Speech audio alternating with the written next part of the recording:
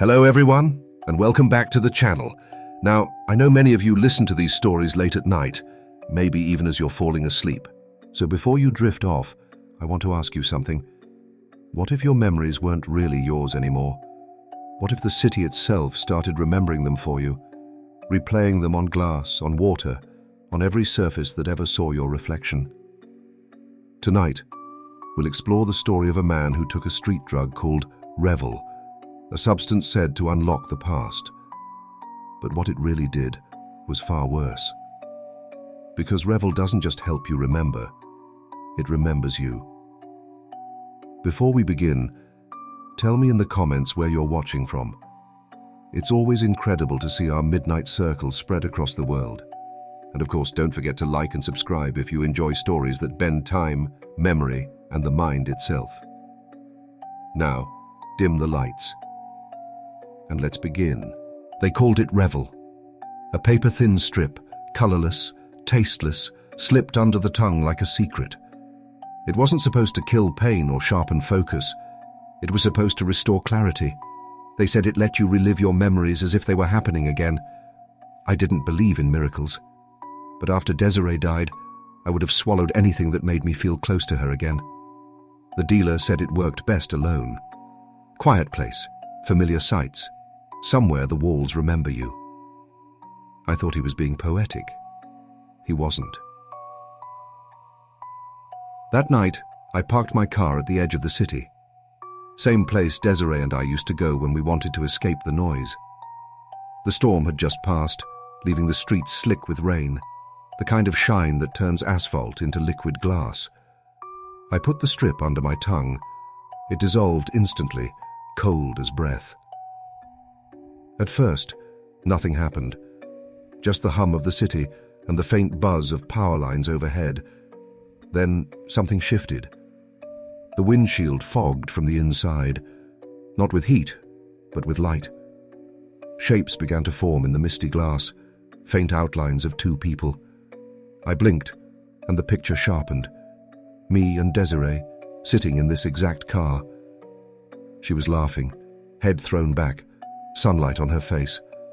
Her hand brushed the steering wheel, just like she used to do. I could hear her voice, not a memory, not an echo, her voice. The same joke, the same laugh I hadn't heard in 2 years. My chest ached like it did that night she left. The radio flicked on by itself, tuning to that same scratchy jazz station we used to play on long drives. I didn't move. I didn't breathe. It felt like stepping into a photograph that suddenly remembered what it once was. But then the air changed. The scent of rain gave way to something metallic, electric, like ozone after lightning. Desiree turned to me in the reflection, her eyes locking on mine. "Don't forget," she whispered. The sound wasn't coming from my head. It came from the glass. And then, just as fast, the light faded. The windshield cleared. I was alone again. For a moment, I thought I'd imagined it. But when I looked closer, the reflection staring back at me wasn't synchronized. I lifted my hand. It lifted too. But a half-second later. The delay was tiny, but undeniable. Like watching myself in lag, I tried the rear-view mirror. Same thing. Even the puddle outside the door shimmered with my image, a fraction behind reality. I stepped out of the car, breath fogging the night air. The entire street seemed alive, humming faintly, streetlights flickering in rhythm. I looked into a storefront window across the road. There we were again, me and Desiree, framed in glass, locked in that endless loop of laughter and sunlight. But this time, she wasn't looking at me. She was looking past me, at something behind my shoulder. I turned. Nothing there. When I looked back, my reflection smiled, though I hadn't. That's when I realized Revel didn't just make me remember. It made the city remember me. And I had no idea what it wanted to do with what it saw. By the second day, I started noticing patterns. Every puddle, every pane of glass, Every shiny surface seemed to breathe. They waited until I looked, and then they showed me something I'd forgotten. At first it was harmless. The puddle outside my building shimmered with an image of my 7th birthday, my father carrying a cake, my mother singing off-key. The reflection was so vivid I could see the wax dripping down the candles. When I stepped closer, the picture rippled, and for a second I smelled frosting and candle smoke. I told myself it was the drug wearing off, but then the images followed me. On the train to work, I caught my reflection in the window. Not the current me, but the version from 5 years ago. Same coat, same tired expression, nodding off as the city blurred past. I reached up, touched the glass, and the reflection opened its eyes. I flinched. No one else on the train noticed. Every reflective surface became a screen. The stainless steel elevator doors, the chrome handles on office drawers, even the black shine of my coffee mug. All of them flickered with pieces of my life, fragments that played whether I wanted them to or not. At night, my apartment walls came alive. The window above my sink replayed an argument, Desiree shouting, me pacing, words sharp as knives. I'd forgotten that night. Maybe I'd wanted to, but now it was back, repeating over and over, a ghost made of light. When I tried to pull the curtains shut, I could still see it through the fabric, faint, grainy, like a projection bleeding through cloth. I threw the curtain rod down, and it stopped. For a few minutes. Then my phone lit up on the counter, screen cracked, battery nearly dead, showing a video that didn't exist in my files. Me asleep, same clothes, same room, filmed from somewhere above. I checked the ceiling. Nothing. But the light fixtures glowed faintly, blue, pulsing in sync with my heartbeat. That night, I tried sleeping with the lights off, eyes squeezed shut, but darkness wasn't safe either. When I closed my eyes, something kept filming. I could see faint bursts of light behind my lids, outlines, flashes, silhouettes moving where my thoughts should have been. It felt like the drug had rewired something, like I was no longer remembering. I was being remembered. By morning, even the billboards outside my window were flashing pieces of me. One replayed a memory of me holding Desiree's hand under streetlight rain. Another showed the aftermath of that same night, her walking away. Both versions side by side, alternating, looping endlessly like the city couldn't decide which one was real. When I turned on the television for distraction, it didn't help. The news anchor's mouth moved out of sync. For a moment I thought she said my name. Then she did, clear as day, and her eyes locked on the camera. "Keep watching," she whispered. I dropped the remote. The screen went black, and in that black reflection, I saw myself still watching, blinking one frame behind. That's when I knew the truth. Revel didn't just bring the past to life. It was teaching the present to imitate it. And the city was learning faster than I was. It turned out I wasn't the only one seeing things. The forums were full of whispers about Revel, but most threads got deleted within hours. What I did find were fragments, screenshots of faces caught in window reflections, videos that froze at the exact moment the recorder's shadow lagged behind them. One post kept repeating, "The city doesn't forget, it rehearses." That phrase haunted me. I needed answers. So I went to an abandoned laundromat in the industrial district, the meeting point someone on the forum mentioned. The air smelled of detergent and rust, the floor coated in dust except for one set of footprints that ended at a vending machine. Behind it, a narrow door. A single bulb hung inside the room, its light flickering like a heartbeat.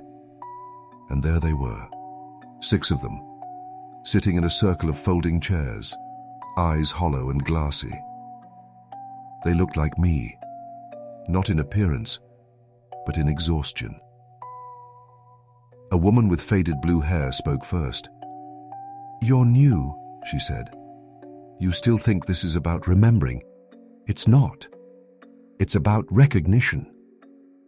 A man in a janitor's jacket leaned forward, voice trembling. The city knows our routines. Once you take Revel, it starts mapping you. Every gesture, every memory, every lie. It builds a version of you out there. Another interrupted. And once it's complete, it doesn't need you anymore. The group murmured in agreement. Their eyes kept flicking toward the cracked mirror on the wall, as if expecting someone else to step through it. I told them about the puddles, the reflections, the late-night recordings. The blue-haired woman nodded. "It's getting stronger," she whispered. "It's not replaying memories anymore. It's practicing." "Practicing what?" I asked. Before she could answer, the janitor slammed his chair back and stood. His eyes darted between us. "You haven't seen it yet," he said. "The shift. At first, it shows your pee.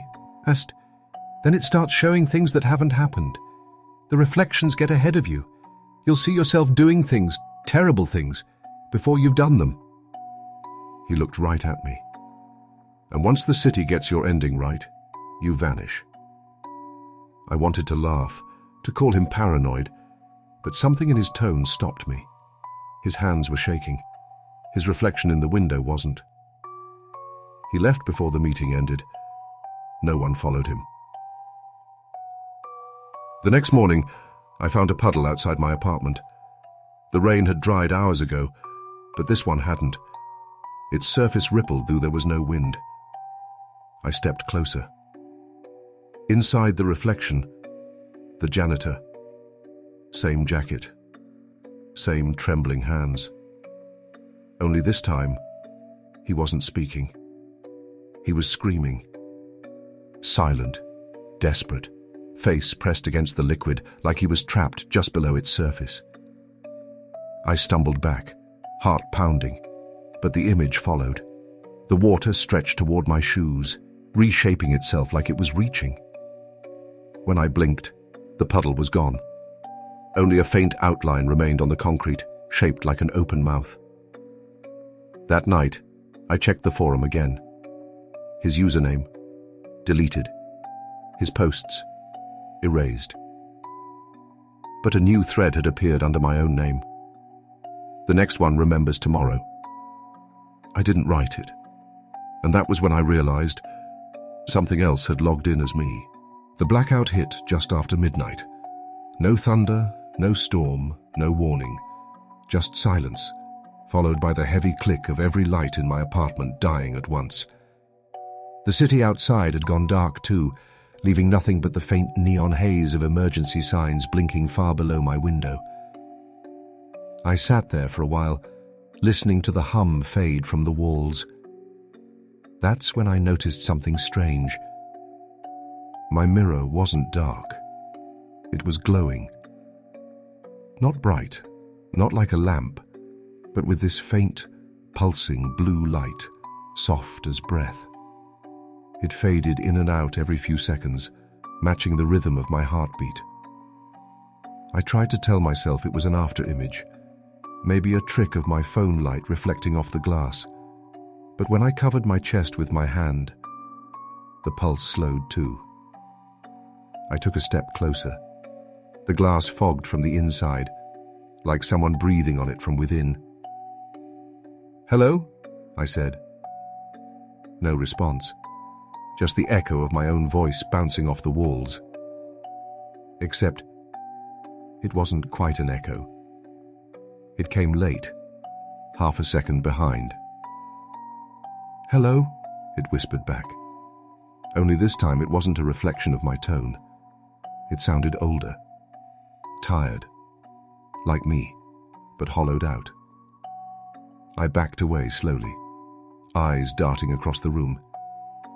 Every reflective surface, the picture frame, the window, even the metal handle on the door, had that same faint blue glow, each one beating softly in rhythm. Then the apartment itself started to change. The walls seemed to breathe, expanding slightly with each pulse. The shadows thickened and twisted, and for a brief second, I could swear I saw movement inside the glass, like silhouettes shifting just out of focus. I grabbed my flashlight from the counter and flicked it on. The beam stuttered, flickered, then died completely. The mirrors brightened in response, glowing stronger, as if feeding on the light that wasn't there. I spoke again, this time louder. "Stop!" My voice bounced back, but the echo didn't repeat my words. It said, "You can't." The sound didn't come from the mirror anymore. It came from everywhere. I covered my ears, but I could still hear it. Inside my head, echoing behind my thoughts. The walls shivered. A soft scratching sound began, like fingernails tracing along drywall. "Who are you?" I whispered. The reply came immediately, half a second late. The exact same words, same tone. But then the echo continued on its own. "Who are we?" My throat went dry. The walls shimmered. Every reflection now showing not just my face, but dozens of faces. Slightly off, slightly wrong. Some younger, some older. Some with eyes closed. All pulsing with the same heartbeat blue glow. They started whispering together, overlapping voices, merging into static that filled the room. I could make out fragments between the noise. "He remembers. We learn. Keep speaking." And that's when I realized the reflections weren't mimicking me anymore. They were waiting. Each one leaned a little closer to the surface, heads tilting in unison. The lights came back on at exactly 12:47 a.m. The glow vanished.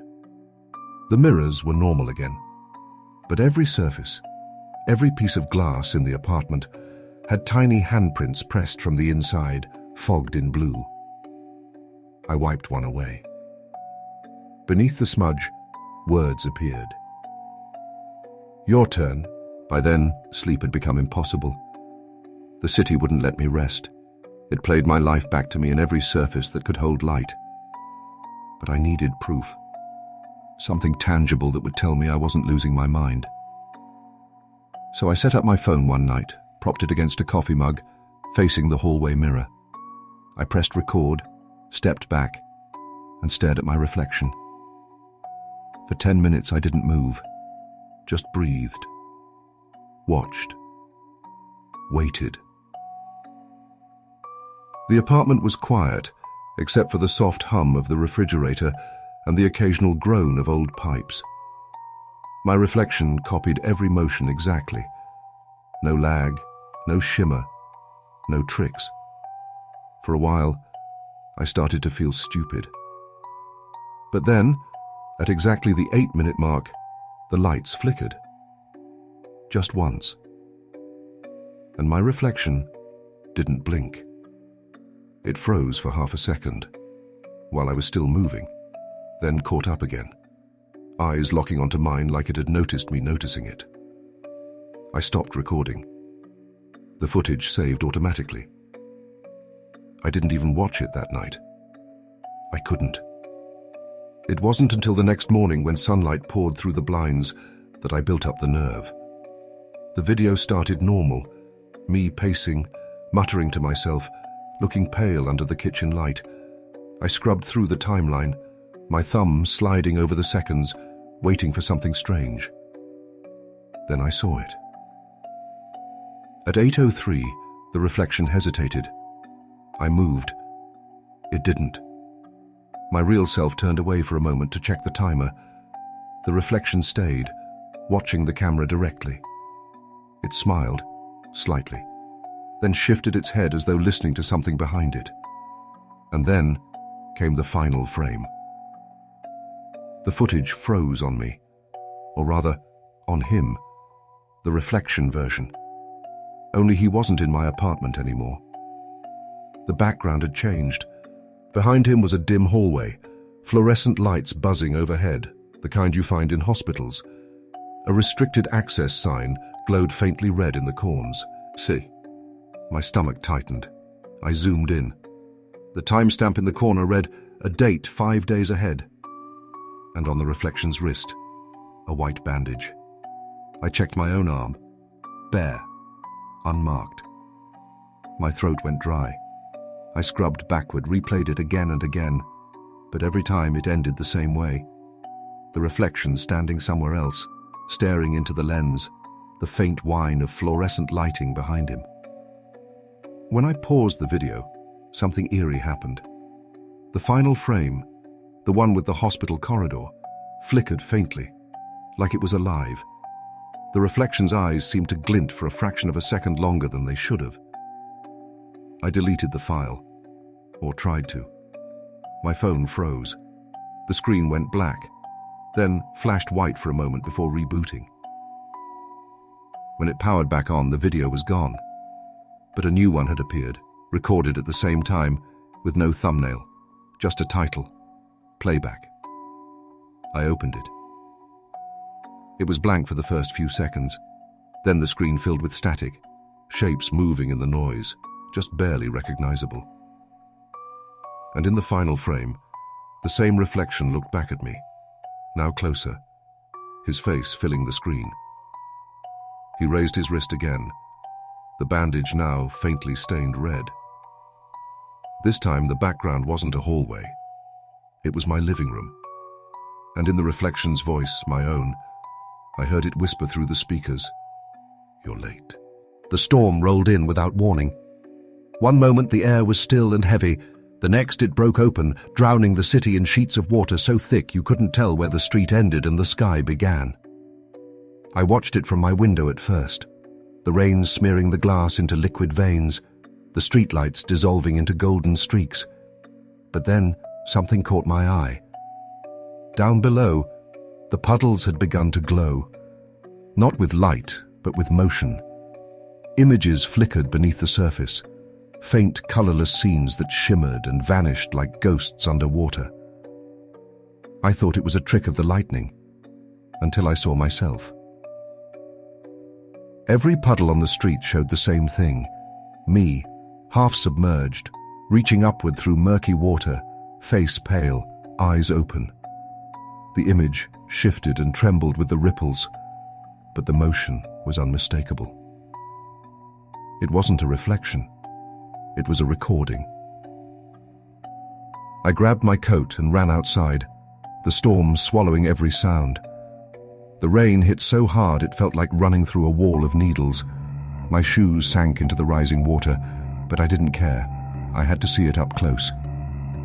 The first puddle was shallow, barely a film over the asphalt, yet it showed depth that shouldn't exist. Beneath its surface, the scene continued, my hand breaking the surface of floodwater, fingers clutching at nothing. The reflection looked too sharp, too alive.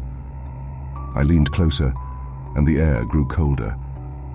The me in the water opened his mouth. Bubbles rose, soundless, like he was trying to speak. I stumbled back, heart hammering, but everywhere I turned, the reflections followed. Door windows, car panels, even the slick walls of the alley shimmered with that same looping image, me drowning in some unseen flood. It wasn't the storm that terrified me. It was the feeling that the city wasn't reflecting me anymore. It was predicting me. I sloshed through ankle-deep water, every pute, little rippling as I passed. Each one played the same sequence, me struggling, reaching, sinking, and every time I looked down again, the water seemed a little deeper, the image clearer, closer. By the time I reached the corner, the flood had risen to my knees. The puddles had merged into one vast mirror, stretching down the street in both directions.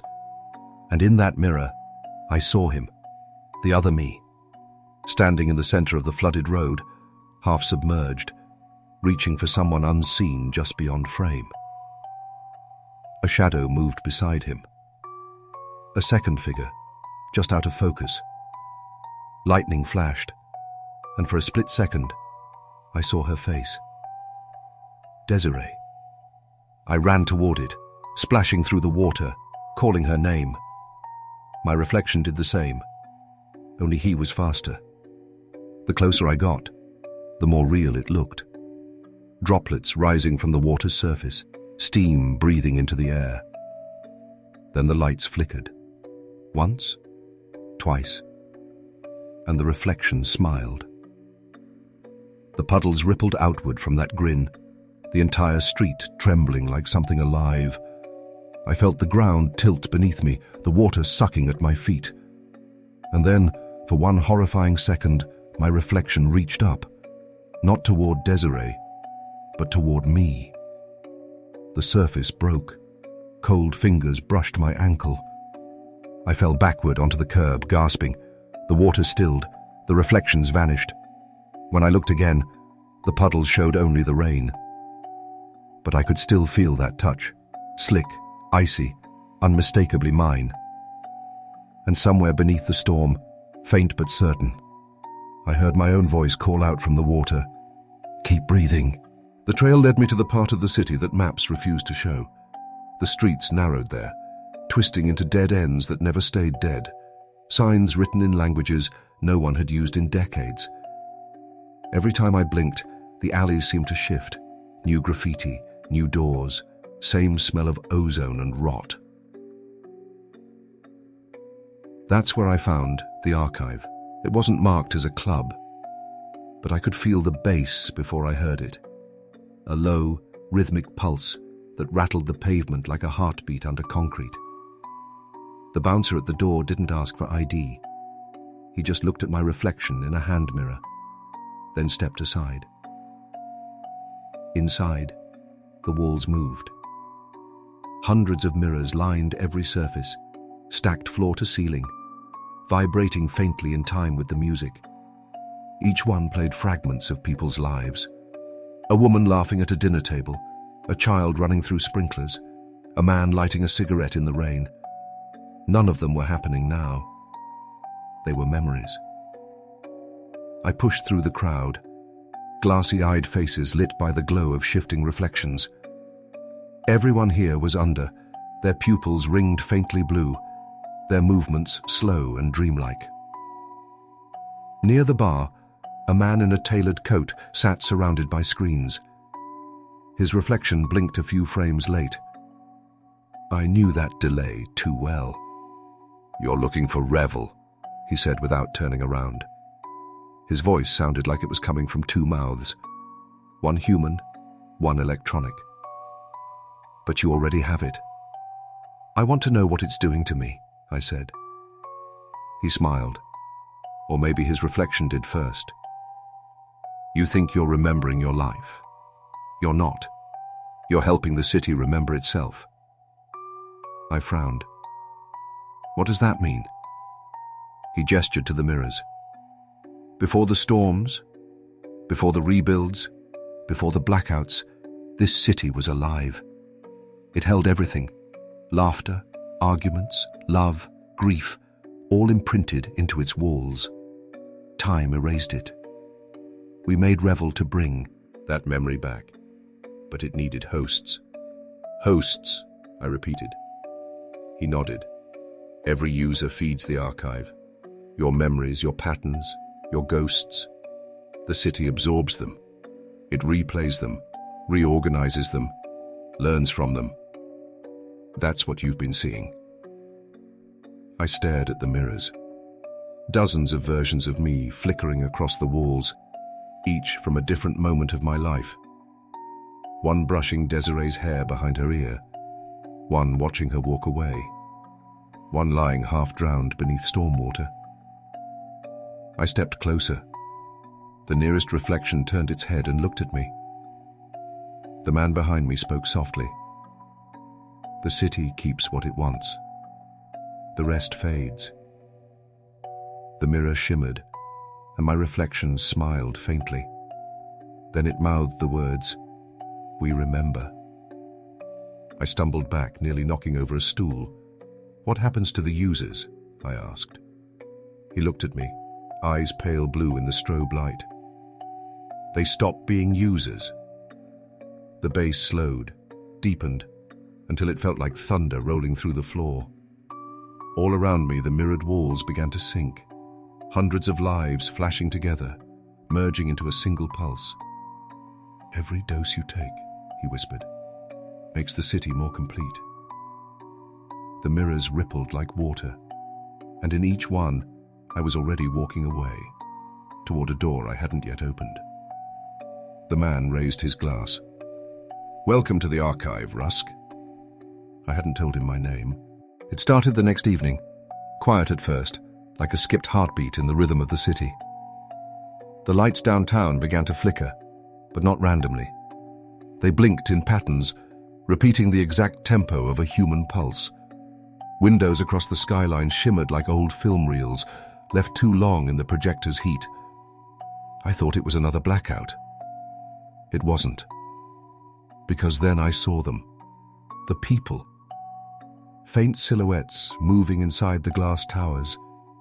Not the living, but echoes. A woman on the 14th floor window brushing her hair, though the office was long abandoned. A man on a rooftop smoking a cigarette in perfect time with a thunderstorm that had happened 20 years ago. Lovers pressed against rain-smeared windows, fading in and out of existence. Entire blocks were alive with flickering lives, like the city was breathing its history back into being. Every building became a confession. Old crimes played out in their stairwells, figures arguing, one pulling a gun, the other crumpling. Alley walls replayed people's laughter, fights, last words. The pavement glowed faintly with footsteps of the long dead, moving in reverse, rewinding through years of rain.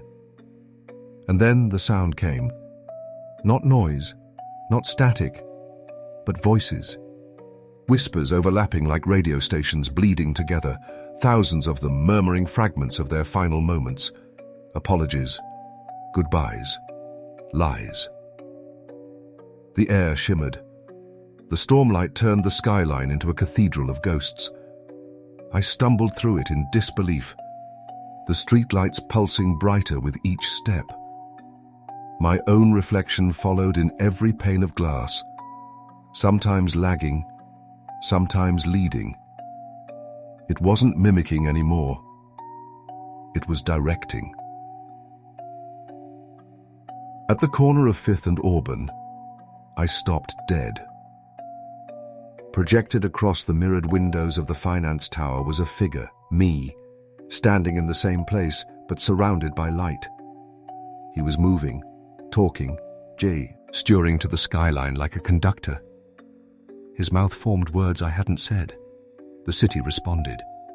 Lights flared across blocks in sync with his gestures, as if the buildings were listening, obeying commands. I stepped closer, squinting to read my reflection's lips. The words came clear, even though no sound reached me. Record everything.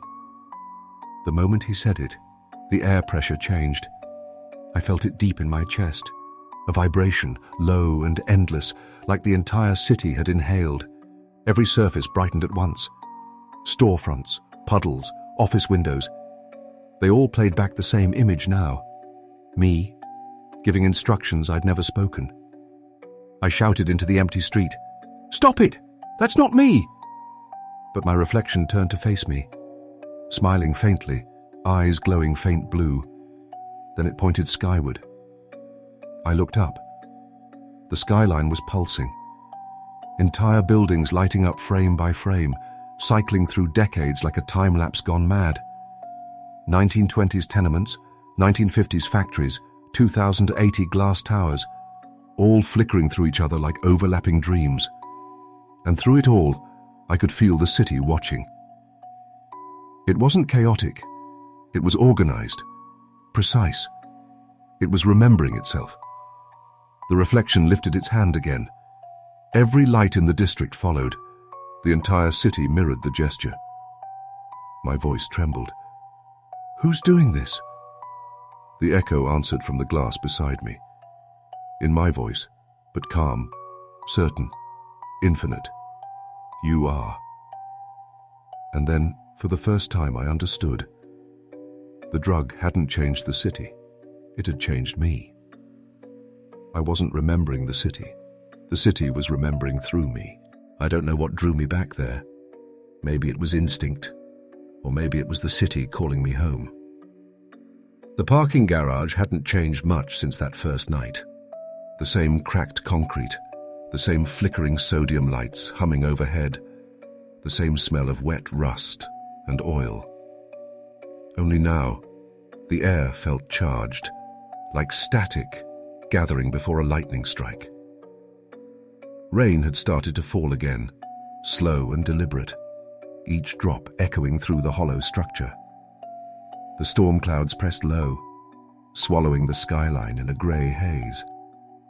I parked on the top level, where I'd first taken Revel. That's where it began.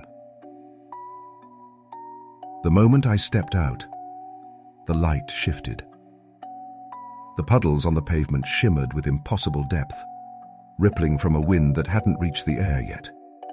I looked down, and there it was. The same image. Me, standing knee-deep in rising floodwater, reaching for someone just out of sight. The same expression, the same faint glow in the reflection's eyes. Only now, the reflection wasn't flickering or distorted. It was solid, real. I looked around. Nothing. Just rain and the distant hum of thunder. But the water on the ground was spreading, inch by inch, swallowing the lines of the parking spaces. My breath caught. The storm wasn't just reflecting anymore. It was arriving. I backed up, boots splashing, trying to find a dry edge, but the water followed faster than it should have, flowing toward me, like it knew exactly where I'd go. I looked again, and my reflection was gone. In its place stood the other me, the one from the video, the one with the bandaged wrist. He didn't move at first, just stared at me through the shallow flood, the same faint smile curving his mouth. Lightning flared, white, blinding, and the world doubled for a heartbeat. The echo me lifted his arm and pointed, slow, deliberate, behind me. I turned. The city skyline was flickering again, just like before, but this time it was only one image repeating.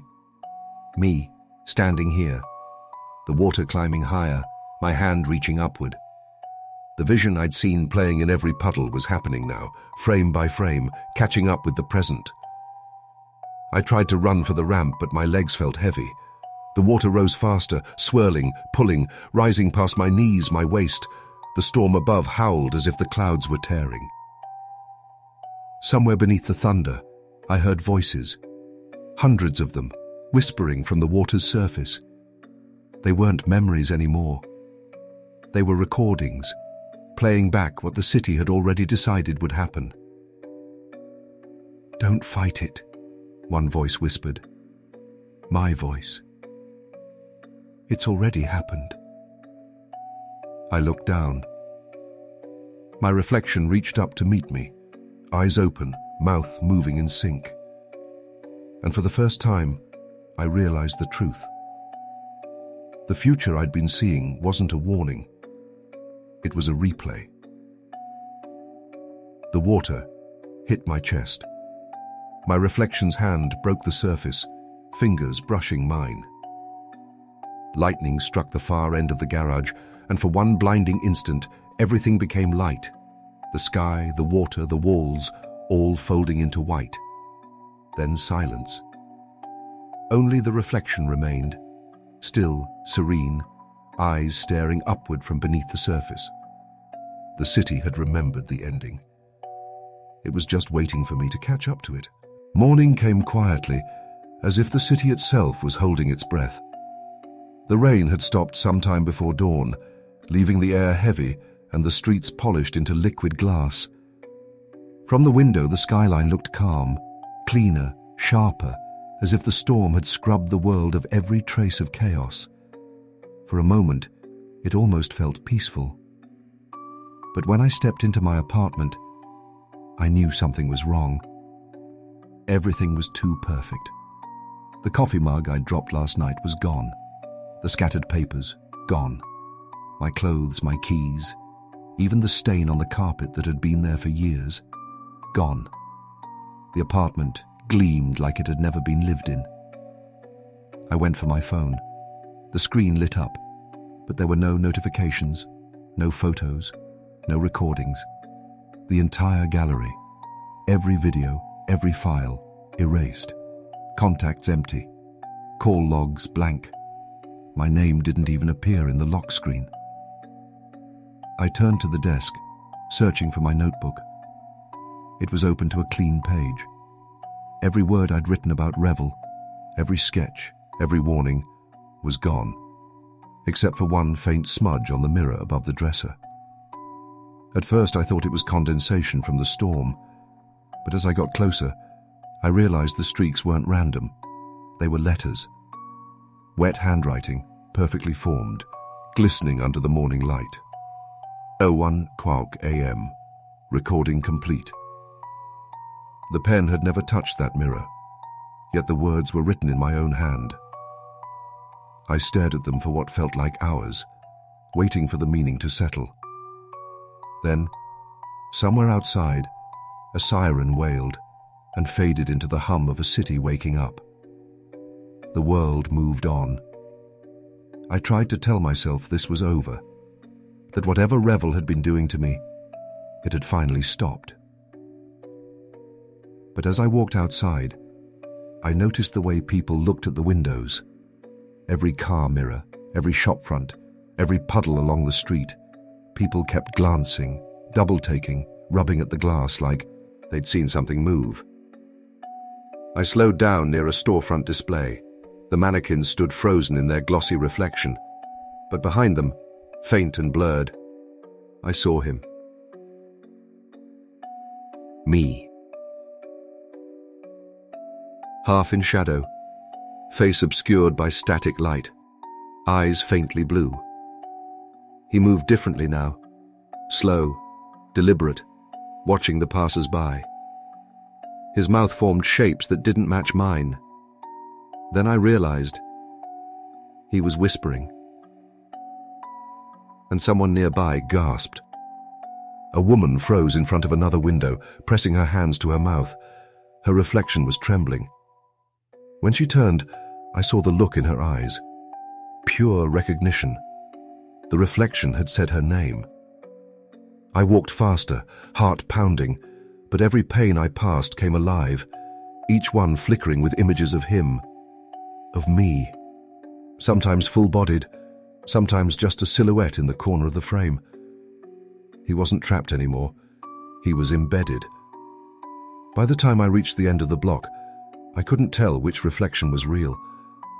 The city's glass shimmered with motion, dozens of versions of him moving in sync, each whispering names I didn't recognize.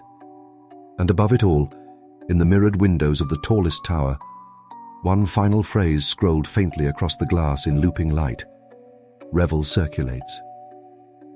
I didn't need to look back to know what it meant. The city was awake now.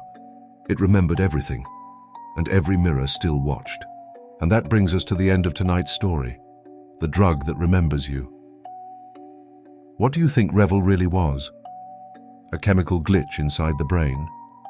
Or something far older, using our memories to rebuild itself through us? Let me know your theory in the comments. I always love reading how each of you interprets these mysteries. If you made it this far, thank you for watching. And if you haven't yet, make sure to subscribe and ring the bell. We have more haunting psychological stories coming soon. Until next time, sleep well, if you can.